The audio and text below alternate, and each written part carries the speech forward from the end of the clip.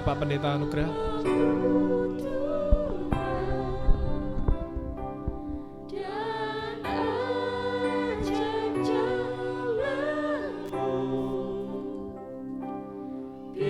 Pimpin kami di setiap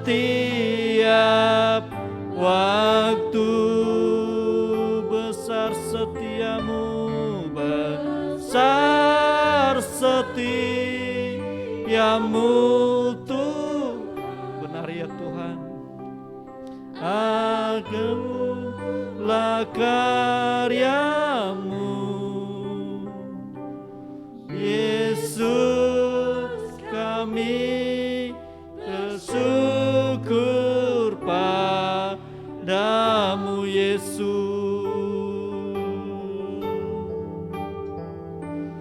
Yesus, kami bersyukur padamu.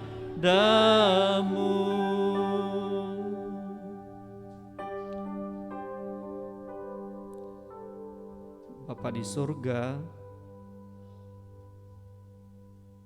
kami mengucap syukur ya Tuhan, di pagi yang indah dan yang cerah yang telah Tuhan berikan kepada kami, untuk boleh kami mensyukuri, bahkan terlebih-lebih ya Tuhan, Engkau memberikan kesempatan bagi kami, momen yang sangat indah untuk boleh kami pergunakan, berjumpa dengan Engkau melalui firman, pujian, dan doa kami kepada Tuhan. Berikanlah kami kepekaan ya Tuhan, supaya waktu bahkan ibadah yang boleh kami gunakan ini ya Tuhan, tidak berlalu begitu saja, tapi sungguh-sungguh kami menghayatinya, sehingga ketika kami pulang pun boleh kami mengalami suatu pengalaman yang indah bersama-sama dengan Engkau di dalam ibadah yang boleh kami lakukan.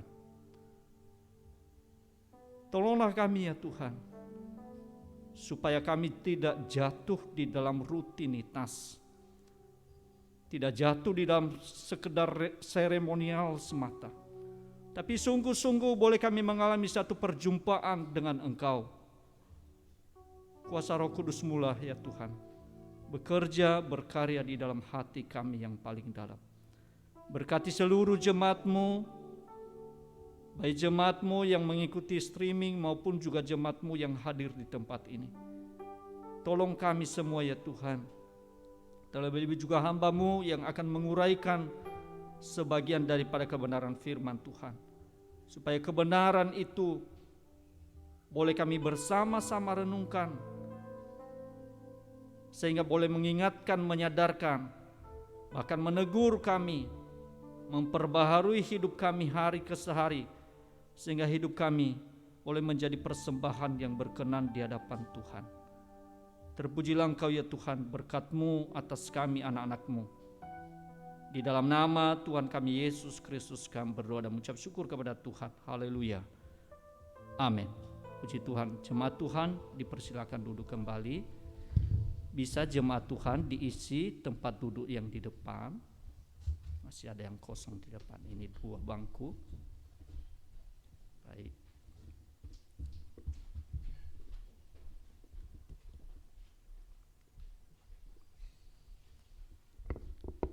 Iya, selamat pagi Bapak Ibu dan saudara-saudara sekalian. Salam. Sekali lagi salam Bapak Ibu. Ya, puji Tuhan, kita bersyukur kepada Tuhan. Hari ini Tuhan memberikan kesempatan kembali bagi kita untuk boleh kita bersama-sama beribadah kepada Tuhan. Satu tema yang boleh kita bahas bersama-sama, renungkan bersama-sama Bapak Ibu, yaitu membedakan yang baik daripada yang jahat. Oleh karena itu mari kita akan membuka Alkitab kita di dalam Ibrani pasal 5 ayat yang ayat 11 sampai ayatnya yang ke-14. Ibrani pasal yang kelima ayat 11 sampai ayatnya yang ke-14. Jikalau sudah semua Bapak Ibu dan saudara-saudaraku yang kekasih, saya bacakan buat kita sekalian dan Bapak Ibu atau jemaat Tuhan bisa menyimaknya sekaligus merenungkannya. Demikian kebenaran firman Tuhan, Ibrani 5 ayat 11 sampai ayatnya yang ke-14. Peringatan supaya jangan murtad. LAI memberikan judul demikian. Tentang hal itu banyak yang harus kami katakan, tetapi yang sukar untuk dijelaskan, karena kamu telah lamban dalam hal mendengarkan. Sebab sekalipun kamu ditinjau dari sudut waktu, sudah seharusnya menjadi pengajar, kamu perlu lagi diajarkan asas-asas pokok dari pernyataan Allah, dan kamu masih memerlukan susu, bukan makanan keras. Sebab barang siapa masih memerlukan susu, ia tidak memahami ajaran tentang kebenaran, sebab ia adalah anak kecil. Tetapi makanan keras adalah untuk orang-orang dewasa, yang karena mempunyai panca indera yang terlatih untuk membedakan yang baik daripada yang jahat.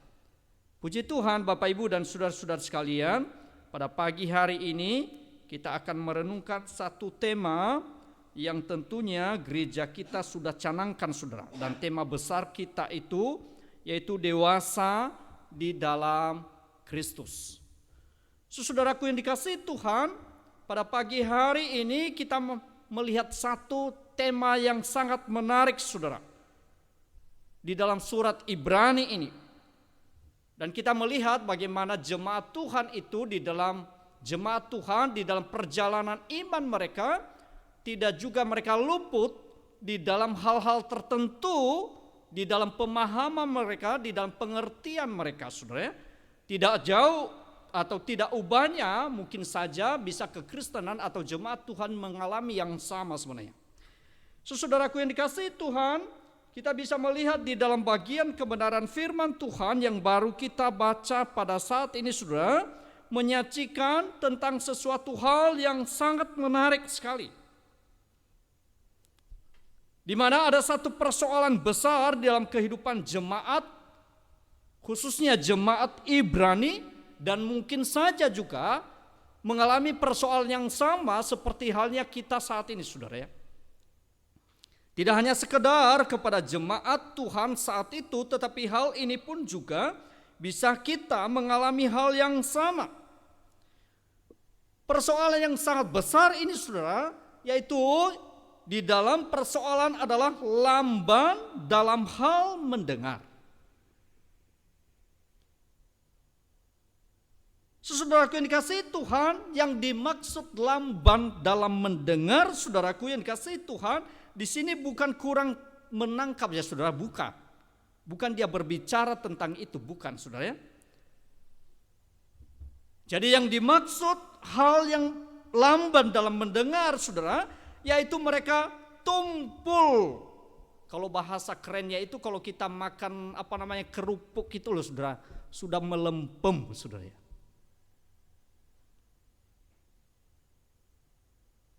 Tumpul, melempem. Tidak ada lagi satu hal gairah di dalam hati mereka. Tidak ada satupun kerinduan yang begitu dalam untuk memahami kebenaran firman Tuhan. Melepem. Pernah makan kerupuk yang melepem, Bapak Ibu? Biasanya kita suka makan pecel gitu, saudara ya. Atau rawon, biasanya ada kerupuk. Kalau kerupuknya melempem itu, aduh, gak enak banget, saudara ya. Saudaraku yang dikasihi Tuhan, kelambanan inilah yang menghalangi mereka untuk apa? Untuk bisa mengerti penjelasan-penjelasan yang lebih dalam lagi. Mengenai apa, saudara? Mengenai kebenaran firman Tuhan. Kelambanan mereka untuk mendengar tentang kebenaran firman Tuhan inilah yang membuat mereka tidak bisa memahami tentang ajaran-ajaran kebenaran firman Tuhan itu dengan baik.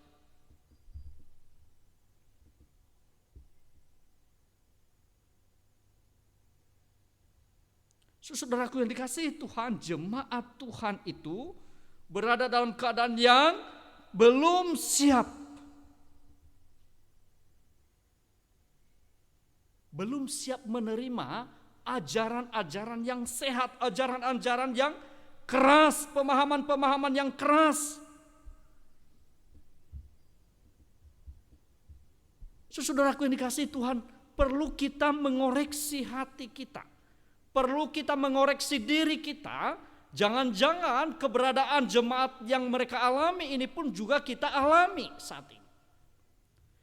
Persoalannya saudaraku yang dikasihi Tuhan, letak permasalahan jemaat itu saudara, khususnya di dalam Ibrani ini saudara, yaitu sikap hati mereka sebenarnya. Hati. Makanya saudara, pusat itu sebenarnya hati, sehingga segala sesuatu dalam hati ini saudara maka akan keluar. Semuanya pusatnya, sentralnya itu di dalam hati. Rupanya jemaat ini hati mereka itu saudara tidak mau menerima tentang kebenaran yang diajarkan, tidak ada mau kerinduan untuk memahami kebenaran itu. Sangat berbeda sekali dengan jemaat di Tesalonika Bapak Ibu. Berbeda. Kalau jemaat Tesalonika itu saudara, Rasul Paulus itu memuji mereka saudara. Oleh karena apa? Jemaat Tesalonika itu saudara, mereka menerima firman Tuhan itu. Menerima di sini saudara, bukan hanya sekedar mereka mendengar lalu menerima, bukan saudara ya. Tetapi menyambut firman Tuhan itu sebagai seorang tamu yang terhormat. Kalau umpamanya mereka tadi dari hati mereka sudah mental saudara ya. Tapi kalau jemaat Tesalonika saudara, kalau kita kontraskan dengan jemaat Tesalonika, justru mereka menerima firman Tuhan itu layaknya seperti seorang tamu yang terhormat. Jadi hati mereka itu mereka siapkan, mereka menyimaknya dengan baik-baik, dengan sungguh-sungguh, lalu mereka simpan di dalam hati mereka, lalu mereka akan belajar terus menerus di dalam hidup ini. Jadi saudaraku yang dikasihi Tuhan, kata lamban ini saudara mengandung apa? Pengertian yang dalam, bukan hanya sekedar kemampuan intelektual, bukan. Jadi saudara tidak hanya sekedar berkaitan tentang kemampuan intelektual, bukan saudara. Bukan hanya sekedar tentang kemampuan untuk senantiasa memikirkan, bukan. Jadi kelambanan di dalam hal ini saudara, tidak hanya sekedar berbicara, oh dia hebat untuk mampu di dalam berpikir, tidak. Jadi saudara, itu sebabnya saya menyampaikan tadi kepada Bapak Ibu jemaat Tuhan berkaitan dengan hatinya. Saudaraku yang dikasihi Tuhan, bisa aja seseorang saudara, seseorang yang secara intelektual bisa mampu mencerna, tetapi sesungguhnya mereka tidak mau belajar, tidak mau untuk menerapkan hal itu di dalam hati mereka. Bisa saja mereka mengatakan aku percaya kepada Yesus Kristus Tuhan, tetapi sesungguhnya hati mereka sudah menjadi kebal. Bisa saja seseorang bisa rajin beribadah, tetapi sesungguhnya mereka tidak memahami, memaknai tentang ibadah itu sendiri. Sehingga saudara, tidak jarang ada puluhan tahun seseorang bisa beribadah kepada Tuhan, tetapi hambar rasanya. Bisa terlibat di dalam pelayanan saudara, maka tidak mereka menikmati sesuatu hal di dalam pelayanan itu. Kosong. Gak ada artinya. Seolah-olah tidak ada faedahnya, seolah-olah tidak ada gunanya saudara. Makanya kita sebagai orang-orang percaya tidak menjamin berapa lama kita menjadi orang Kristen, tetapi sesungguhnya berapa dewasa kita di dalam mengikuti Tuhan. Saya tidak sedang mengajarkan saudara tidak penting untuk tidak beribadah atau tidak penting untuk melayani saudara, jangan disalahpahami saudara. Sebaliknya sesungguhnya kita sebagai orang-orang yang hatinya mencintai Tuhan tadi saudara, sungguh-sungguh di dalam ibadah kita menghayati tidak hanya sekedar rutinitas, tidak hanya sekedar sebagai seremonial semata. Sungguh-sungguh kita hayati perjumpaan kita dengan Tuhan di dalam setiap ibadah yang kita lakukan.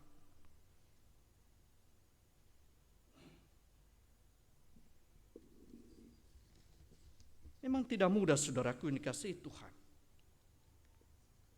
Itu sebabnya saudara di dalam kebenaran firman Tuhan di dalam ayat 11 itu sangat jelas sekali bagaimana penulis Ibrani atau dalam hal ini sebenarnya Rasul Paulus menegaskan bahwasanya dia menjelaskan bagaimana keberadaan jemaat Tuhan itu saudara. Yang masih bayi rohani. Kadang-kadang kita melihat bayi ya saudara yang masih lahir saudara lucu dan menggemaskan saudara ya. Tetapi bayi itu saudara kalau umpamanya sudah waktunya saudara semakin lama seharusnya sudah menunjukkan kedewasaan, tetapi di dalam karakternya saudara tidak menunjukkan satu kedewasaan, maka itu adalah sesuatu hal yang perlu dipertanyakan. Bayi ini apa sih? Secara waktu seharusnya sudah dewasa, tetapi pada realita sangat jauh dari yang kita harapkan. Saudaraku yang kasih Tuhan, di dalam ayat 11 tadi tentang hal itu, firman Tuhan katakan tentang hal itu banyak yang harus kami katakan, tetapi yang sukar untuk dijelaskan karena kamu telah lamban dalam hal mendengar. Saudaraku yang dikasihi Tuhan, ada hal yang disampaikan oleh penulis firman Tuhan dalam hal ini Rasul Paulus tentang bahwasanya sesungguhnya ada banyak hal yang harus mereka sampaikan, tetapi yang sukar untuk dijelaskan. Jelas di sini Bapak Ibu dan saudara-saudaraku yang dikasihi Tuhan, ada banyak hal yang seharusnya yang berhubungan tentang keimaman Yesus Kristus yang perlu mereka bahas, yang perlu mereka renungkan, yang perlu mereka ajarkan atau pelajari sebenarnya. Namun dia mengatakan hal itu. Jadi coba lihat saudara, kata ini saudara sangat penting. Hal itu artinya apa? Menunjukkan dalam hal apa ini sebenarnya? Jadi saudara, kalimat ini tidak bisa dilepaskan dengan ayat sebelumnya atau pasal sebelumnya saudara, supaya tidak salah kita memahami. Dia mengatakan hal itu.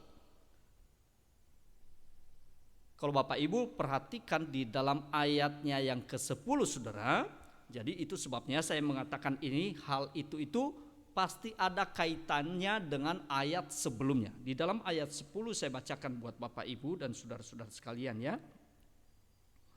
Ayat 10 dia mengatakan demikian.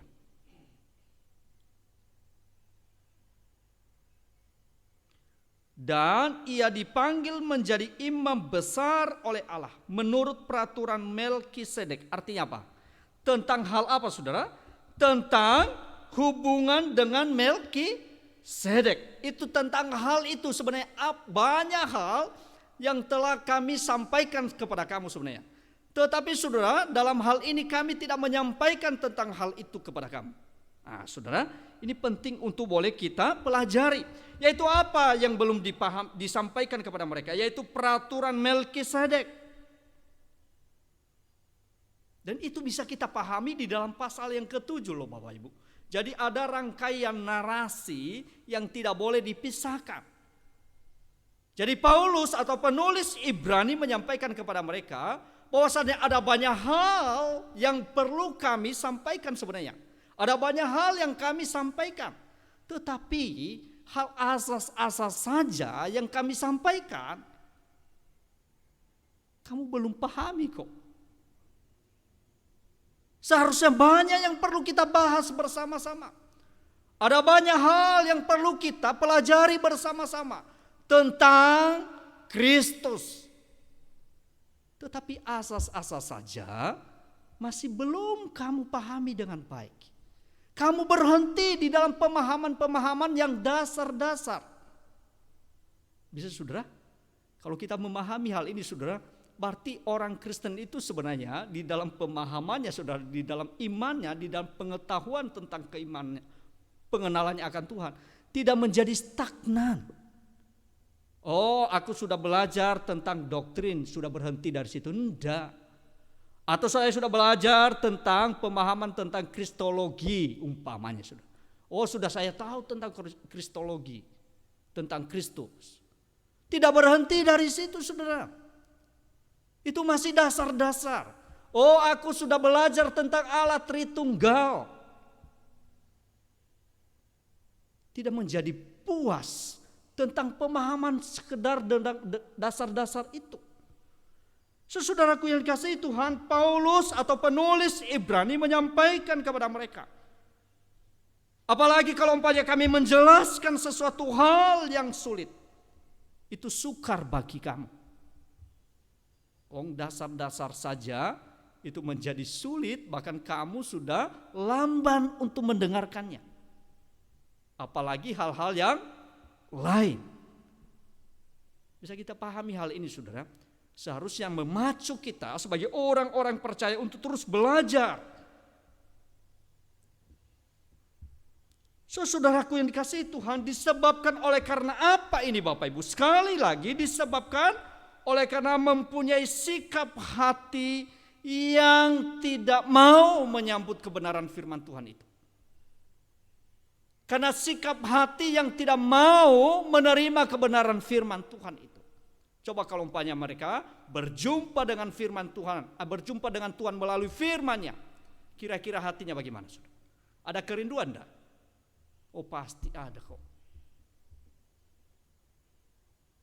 Kalau mereka bisa memahami bahwa firman Tuhan itu bisa mengubah hidupku hari ke hari. Oh, rasanya apa saudara? Itu adalah sesuatu menjadi kerinduan yang begitu dalam, bukan? Oh, firman Tuhan itu yang membebaskan aku dari belenggu yang membelenggu hidup ini. Pasti beda pemikirannya atau bukan? Beda cara meresponinya, bukan? Tetapi tidak demikian dengan jemaat ini saudara. Justru mereka menganggap kebenaran firman Tuhan itu ya sudah. Sehingga tidak mereka mengalami suatu pertumbuhan yang baik. Mereka stagnan. Mungkin saja mereka merasa diri sudah dewasa, tetapi pada realita tidak seperti yang mereka bayangkan, saudara. Mereka mungkin bisa merasa, seolah-olah merasa mereka sudah terlibat di dalam banyak hal dan mereka menganggap diri mereka sudah dewasa, padahal sesungguhnya tidak, saudara. Sangat sedih ya, saudara. Itu sebabnya penulis Ibrani menyampaikan hal ini kepada kita, bahwasanya sesungguhnya ada banyak hal sebenarnya yang perlu dijelaskan kepada mereka secara terperinci. Tetapi sukar bagi mereka. Sukar tentang hal itu kepada mereka. Apalagi tentang keberadaan Kristus yang secara jasmani mempunyai orang tua, yaitu Yusuf dan Maria. Sulit bagi mereka.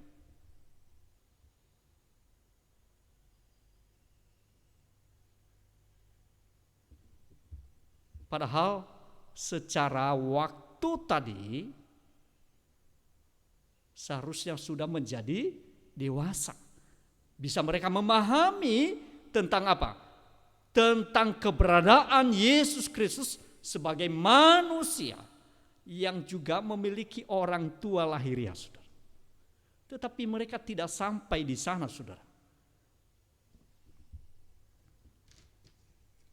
Hal yang berikutnya Bapak Ibu dan saudara-saudaraku yang dikasihi Tuhan, di dalam ayatnya yang ke-12 sampai ayatnya yang ke-14. Penulis Ibrani berkata demikian. Sebab sekalipun kamu ditinjau dari sudut waktu sudah seharusnya menjadi pengajar. Kamu masih perlu lagi diajarkan asas-asas pokok dari penyataan Allah. Dan kamu masih memerlukan susu, bukan makanan keras. Sebab barang siapa masih memerlukan susu, ia tidak memahami ajaran tentang kebenaran. Sebab ia adalah anak kecil. Saudaraku yang dikasihi Tuhan, penulis memberikan alasan mengapa jemaat Tuhan itu lamban dalam hal mendengarkan. Dan itu dituliskan di dalam ayatnya yang ke-12. Dia mengatakan sebenarnya menjadi halangan yang seharusnya mereka menjadi pengajar dan masih yang diajarkan.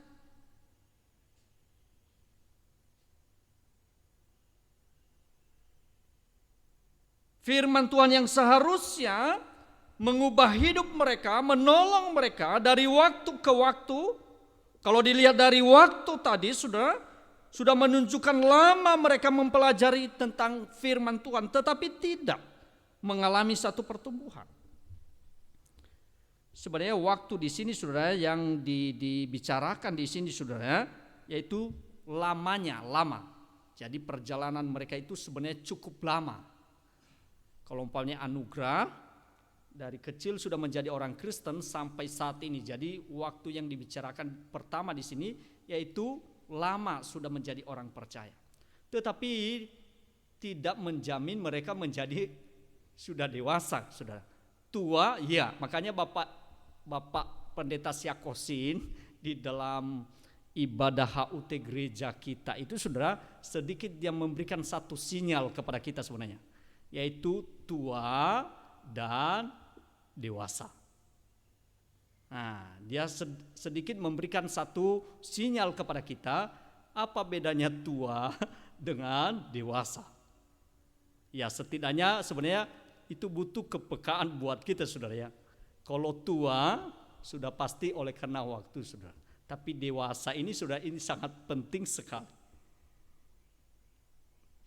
Saudaraku yang dikasihi Tuhan, dilihat waktu mereka itu sebenarnya sudah lama menjadi orang percaya. Hal yang kedua di sini saudara, ada juga berbicara tentang waktu. Dalam hal ini momentum. Contohnya ya, hari ini adalah satu kesempatan, waktu juga. Tetapi hari ini adalah satu momentum. Untuk apa? Untuk Tuhan berbicara kepada saya melalui firman-Nya. Sehingga saya tidak menyia-nyiakan waktu itu. Nah, ini berbeda saudara. Kalau waktu diukur dengan lamanya, tetapi di sini waktu berbicara juga di dalam hal apa? Kesempatan. Contohnya ya, Bapak Ibu, hari ini kesempatan yang indah untuk boleh kita beribadah. Besok belum tentu loh saudara. Oke? Maka momentum ini saudara, saya tidak melewati dengan percuma. Kesempatan yang indah hari ini saudara tidak saya lewati dengan sia-sia. Tapi saya pergunakan momentum ini untuk apa? Untuk berjumpa dengan Tuhan. Ini penting saudara. Di dalam iman kekristenan sangat penting hal ini. Banyak orang secara waktu yang cukup lama, akhirnya apa? Mereka menyia-nyiakan waktunya itu. Sehingga mereka tidak mengalami satu kedewasaan di dalam kerohanian mereka. Tetapi ada seseorang bukan dilihat dari lamanya saudara, tetapi setiap momen tadi. Setiap kesempatan itu dipergunakan sebaik-baiknya. Ini penting. Kalau umpamanya saya berjumpa dengan Pak Jokowi, kesempatan yang indah itu saudara tidak bisa terulang besok itu saudara ya, kalau umpamanya saudara ya. Atau hari ini saya bisa berjumpa dengan Bapak Ibu, saya tidak menyia-nyiakan perjumpaan yang spesial ini saudara. Saya pergunakan sebaik-baiknya. Oleh karena apa? Besok belum tentu saya berjumpa dengan Bapak Ibu dan saudara-saudara sekalian. Jadi ada dua makna di sini saudara, yaitu waktu di sini bisa arti apa? Yang panjang yang dilalui, tetapi bisa berbicara waktu di sini apa? Momentum atau kesempatan yang tidak bisa terulang kembali. Saudaraku yang dikasihi Tuhan, di dalam kebenaran firman Tuhan tadi, saudara, sebagai orang-orang percaya tadi, saudara, seharusnya mereka itu sebenarnya mereka mempergunakan waktu yang setiap yang ada, atau kesempatan yang ada, atau momentum yang ada dalam kehidupan ini. Sehingga saudara, di dalam momentum itu, saudara, membentuk mereka sungguh-sungguh mempelajarinya, mereka sungguh-sungguh menggunakannya. Sehingga hal inilah yang mendorong mereka, memotivasi mereka, bahkan senantiasa menolong mereka untuk semakin hari semakin mengasihi Tuhan dan menggumulkan kebenaran firman Tuhan itu. Tidak hanya sekedar mereka puas tentang ajaran-ajaran yang asas-asas pokok tadi tentang penyataan Allah, tetapi mereka terus belajar. Ada satu yang mendorong mereka.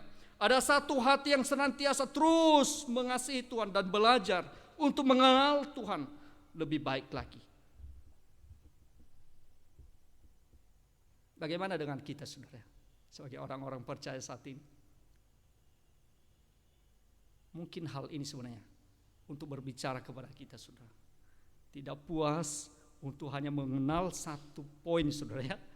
Tidak puas, tapi terus belajar walaupun sulit, saudara, ya. Nggak gampang loh, saudara, untuk belajar itu. Coba firman Tuhan itu nggak gampang, saudara. Kalau hanya untuk sekedar dibaca, saudara, ya gampang, saudara, bisa aja baca berapa lembar setiap hari, saudara, ya.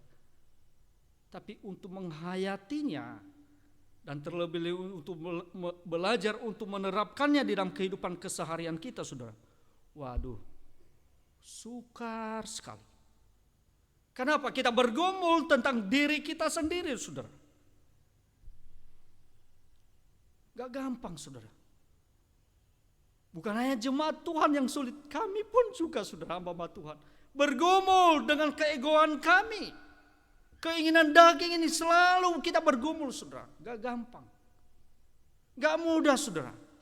Tapi kita tidak menyerah dengan apa, saudara, tentang hal itu. Karena kita pun juga diberikan kuasa oleh Tuhan untuk menolong setiap kita.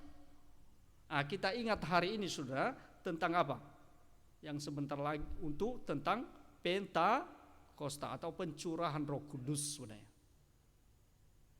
Sungguh Bapak Ibu dan saudara-saudara sekalian, kalau bukan kuasa Tuhan yang bekerja di dalam hati kita, mustahil. Itu Alkitab mengajarkan kepada setiap kita. Gak gampang, gak mudah itu Bapak Ibu dan saudara-saudara sekalian. Sekali lagi, Tuhan merindukan jemaatnya untuk mereka bertumbuh di dalam iman dan pengenalan mereka kepada Tuhan. Itu sebabnya dia mengontraskan tentang hal ini yang masih bayi atau anak kecil dengan yang dewasa tadi. Dia memberikan satu perbandingan antara yang bayi atau anak kecil dengan yang dewasa.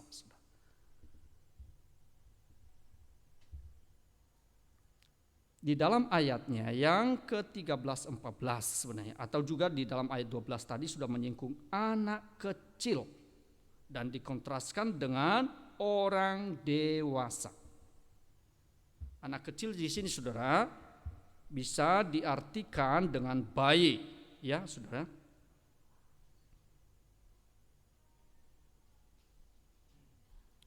Bisa diartikan dengan bayi. Sedangkan orang dewasa dalam hal ini, saudara, bisa dimengerti atau diartikan sebenarnya seutuhnya, sepenuhnya, dan bisa juga diartikan sempurna. Jadi saudara, arti dewasa di dalam hal ini yang dimaksud, saudara, seutuhnya atau sepenuhnya, atau bisa diartikan juga sempurna. Jadi saudara, ada satu proses itu, saudara. Akhirnya bukan hanya perbagian, tetapi seutuhnya atau sepenuhnya atau sempurna. Tentunya kita tidak bisa sempurna, saudara, ketika kita berjumpa dengan Tuhan, saudara.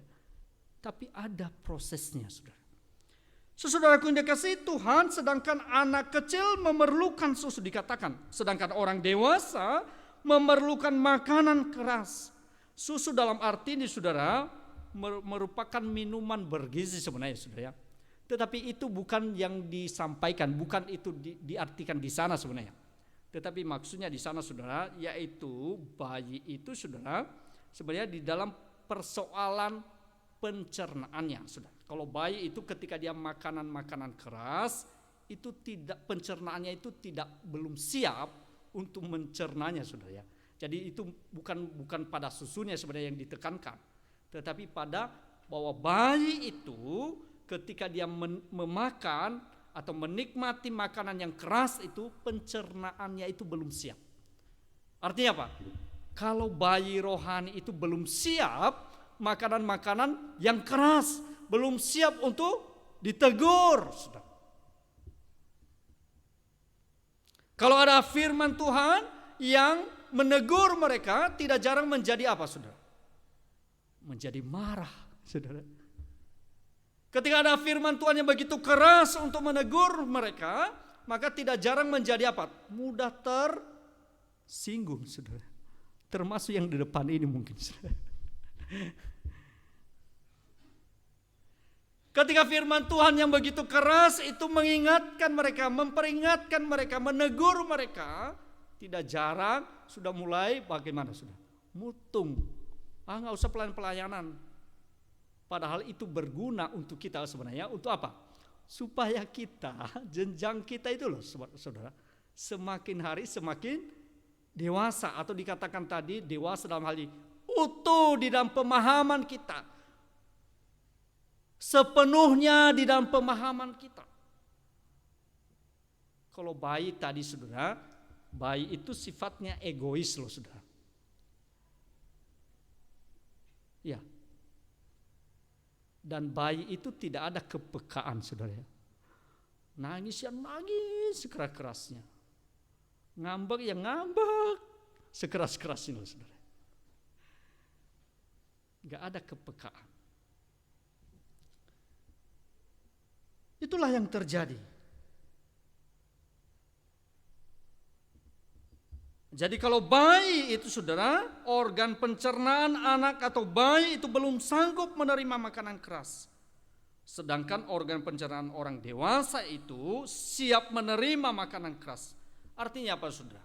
Kalau bayi itu belum siap, bayi rohani itu belum siap untuk ditegur, belum siap untuk menerima tentang kebenaran firman Tuhan yang menegur, memperbaharui hidup mereka, belum siap. Makanya tidak heran, saudara, yang disenangi oleh bayi rohani itu apa biasanya? Oh, mukjizat. Nah, itu berkat-berkat lahiriah jasmani yang mereka sukai, saudara. Saya tidak mengatakan itu tidak perlu, saudara. Tetapi kalau umpamanya dari kita kecil atau saat kita mengenal Kristus, terus yang kita harapkan terus dalam hidup ini hanya berkat jasmani, saudara, maka ini menjadi problem. Ini menjadi masalah besar, saudara. Kalau umpamanya yang kita harapkan ketika kita berjumpa dengan Tuhan, bertobat, lalu sudah begitu lama kita menjadi orang percaya, kita hanya merindukan terus tentang kesembuhan. Bukan berarti dia tidak penting kesembuhan. Ada problem. Ada masalah di sana.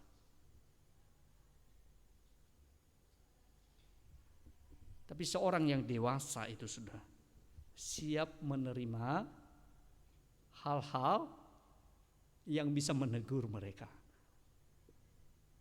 Dia duduk tenang, lalu dia menyimak teguran itu, dia mencerna dengan baik, sehingga di dalam perjalanan hidupnya menjadi semakin hari semakin bijaksana.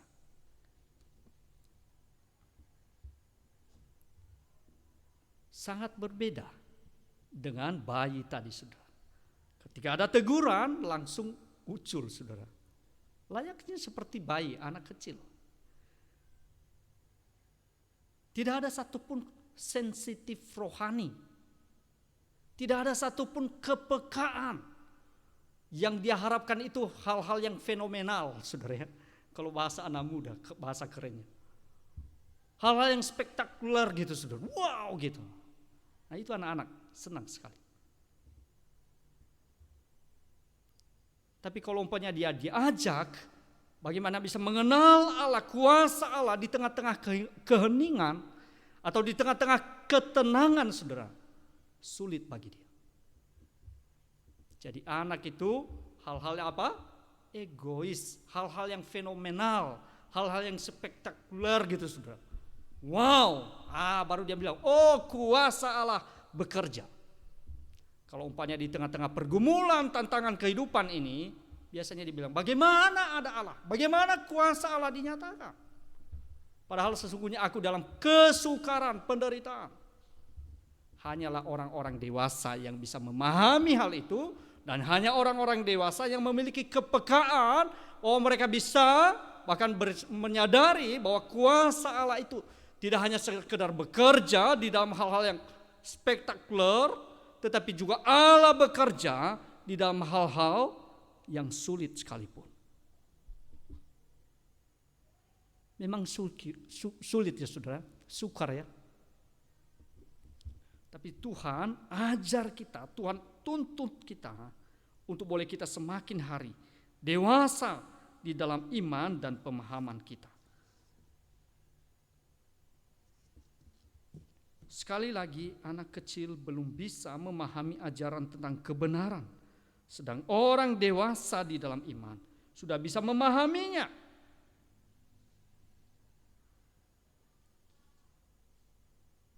Bagaimana dengan hidup kita sebagai orang-orang yang percaya kepada Tuhan kita, Yesus Kristus? Memahami kebenaran. Ada dua di sini saudara tentang kebenaran, yaitu kebenaran adalah Yesus itu sendiri, saudara, atau Kristus itu sendiri adalah kebenaran Allah. Dan yang kedua, kebenaran di sini saudara, yaitu kebenaran adalah firman Allah. Ini loh Alkitab kita ini adalah firman Allah.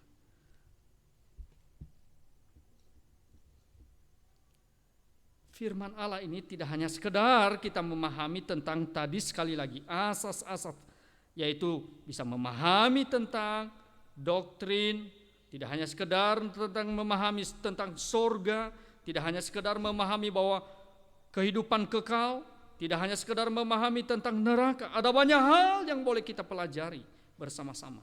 Tidak hanya sekedar itu juga, seharusnya kita mengajar orang lain, menyampaikan kepada orang lain. Yang terakhir Bapak Ibu dan saudara-saudara sekalian, di dalam bagian kebenaran firman Tuhan ini boleh kita belajar bersama-sama, yaitu saudara di dalam ayatnya yang ke-14, 13 dan 14 ada 3 kata yang sangat penting di sana.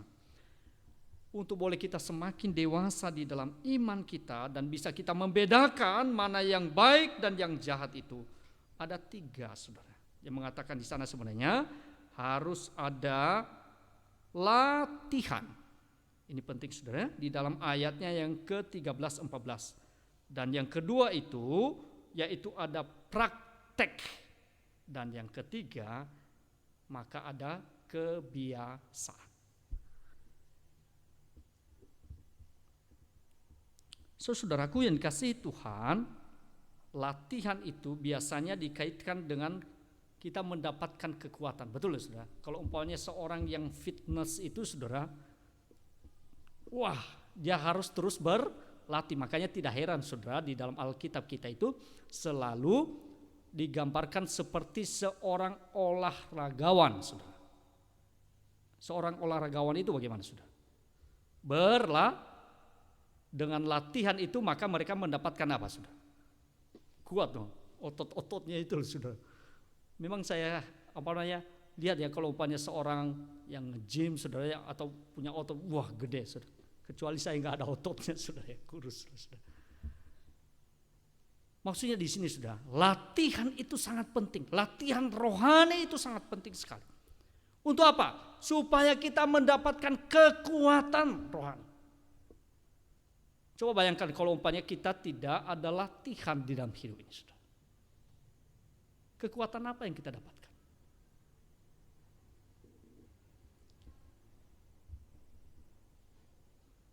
Perlu latihan. Di dalam setiap waktu perlu latihan. Melatih diri untuk bersekutu dengan Tuhan. Melatih diri untuk berdoa. Melatih diri untuk membaca firman Tuhan. Melatih diri untuk membaca buku-buku rohani yang memang sungguh-sungguh mendorong kita untuk boleh kita semakin hari mengenal Tuhan. Butuh latihan loh Bapak Ibu. Tidak ada yang langsung instan, langsung bisa memahami, langsung bisa menjadi dewasa, tidak ada, sudah. Butuh latihan. Sehingga boleh kita mendapatkan kekuatan, melalui latihan itu kita mendapatkan kekuatan. Yang kedua saudara, yang kedua itu yaitu praktek. Nah, biasanya berkaitan dengan pengertian ini saudara. Kalau umpamanya ada praktek itu, pengertian, sudah ada pengertian. Ada rasa, mulai main perasaan, ada perasaan di sana. Makanya tidak heran dia pergunakan di sini panca indera. Nah, kalau umpamanya ada praktek itu saudara, ini kaitannya tentang rasa, ada pengertian di sana. Ada kepekaan, oh iya seperti ini. Nah, sudah mulai apa? Kepekaan rohani itu sudah mulai ada saudara. Pertama tadi latihan, melalui latihan maka kita mendapatkan kekuatan, ada kekuatan. Yang kedua tidak boleh dipisahkan itu saudara. Ada praktek, melalui praktek tadi ada apa? Mulai terbiasa atau mulai terbangun satu kepekaan. Ada rasa, ada mulai pengertian, sudah dibangun pengertian yang benar tentunya.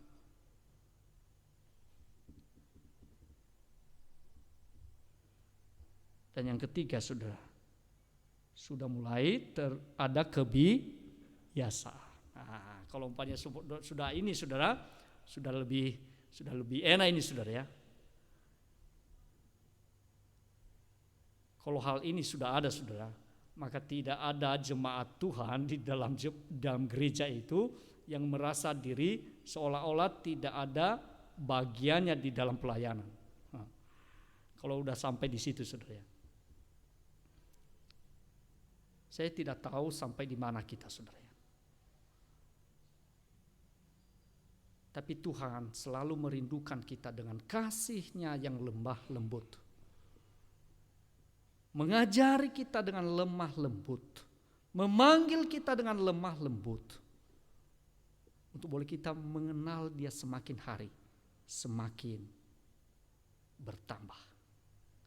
Semakin hari, semakin ditambah-tambahkan dalam hidup kita. Maukah Bapak Ibu? Kiranya Allah Roh Kudus yang akan menolong kita, bahkan bisa kita membedakan hal itu. Membedakan tentang hal-hal yang baik dan hal-hal yang jahat. Sekali lagi, bagi anak-anak atau bayi rohani, sulit bagi mereka, sulit baginya untuk membedakan mana yang jahat dan mana yang baik. Tapi bagi mereka yang sudah terlatih tadi, sudah melakukan satu praktek dalam kehidupan mereka, sudah mereka terbiasa, itu bukan hal yang sukar bagi mereka untuk membedakan mana yang baik dan mana yang jahat. Karena kepekaan itu Tuhan kasih di dalam hati mereka, sensitif rohani itu sudah Tuhan kasih melalui kuasa Roh Kudus yang bertahta di dalam hati kita. Tuhan memberkati Bapak Ibu dan saudara-saudara sekalian. Kiranya pimpinan Allah Roh Kudus yang terus menolong kita hari demi hari, supaya kita tidak menjadi stagnan di dalam iman kita, tapi semakin hari ada kerinduan untuk lebih belajar kembali, untuk lebih lagi, untuk boleh kita memahami akan kebenarannya hari demi hari. Tuhan memberkati Bapak Ibu pada pagi hari ini. Mari kita berdoa. Bapa di surga, terima kasih Engkau merindukan kami, anak-anak-Mu, untuk membedakan hal yang baik daripada yang jahat. Untuk membedakan hal itu ya Tuhan membutuhkan waktu. Bahkan boleh kami mempergunakan satu momen, bahkan setiap kesempatan dalam hidup ini untuk akan belajar kebenaran firman-Mu. Sehingga dengan kebenaran firman Tuhan yang boleh kami pelajari, tidak hanya saja untuk boleh kami konsumsi, boleh kami nikmati, tetapi kami juga mengajar orang lain, menyampaikan kepada orang lain, memberitakan kepada orang lain, sehingga orang lain mereka juga mendapatkan hal yang sama seperti yang kami nikmati dan dapatkan dalam Engkau. Terima kasih Tuhan. Sungguh suatu sukacita bagi kami, karena Engkau selalu memanggil kami, mengingatkan, menyadarkan kami, anak-anak-Mu ya Tuhan, untuk boleh kami bertumbuh di dalam iman kami kepada Tuhan. Tolonglah kami yang lemah ini ya Tuhan. Kuasa Roh Kudus-Mu lah yang terus bekerja di dalam hati kami. Terpujilah Engkau ya Tuhan, di dalam nama Tuhan kami Yesus Kristus. Kami berdoa dan mengucap syukur kepada Tuhan pada pagi dan siang hari ini. Amin. Ya, seterusnya kami serahkan kepada Bapak Mokseroyo.